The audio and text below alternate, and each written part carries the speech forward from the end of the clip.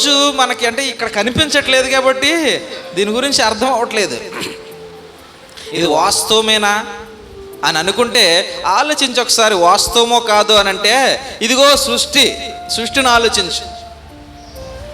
సృష్టిని ఆలోచించు. ఎవరు చేశారు? ఎందుకు నడుస్తుంది? సృష్టిలో నడిచేటువంటి ఏమన్నా చాలా ఉన్నాయి, గ్రహాలు ఉన్నాయి, ఎన్నో సౌర కుటుంబాలు ఉన్నాయి. వీటన్నిటిని ఆలోచించు. అవి ఎందుకు అంత క్రమంగా నడుస్తున్నాయి? ఎవరు చేశారు? ఎవరు పెట్టారు? ఎవరు నడిపిస్తున్నారు?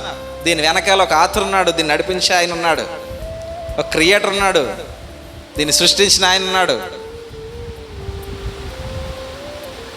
ఆయన ఉన్నాడు.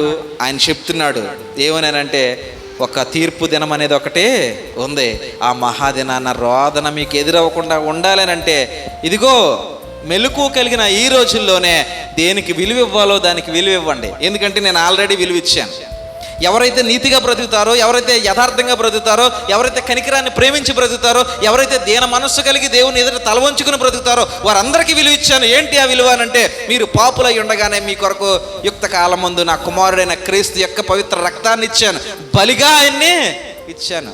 ఎందుకు ఇచ్చానంటే, నేను లోకాన్ని అనగా మిమ్మల్ని అందరినీ ప్రేమించి, అందరూ కావాలి నాకు కాబట్టి ప్రేమించాను, కాబట్టి నా కుమారుని ప్రాణాన్ని మీకోసం బలిగా ఇచ్చాను. విలువ. అందుకే పౌలు అంటాడు, మీరు విలువ పెట్టి కొనబడ్డాం. సంఘానికి ఒక విలువ ఉంది, మనం ఏ విలువ ఇచ్చామో మనకు తెలియాలి.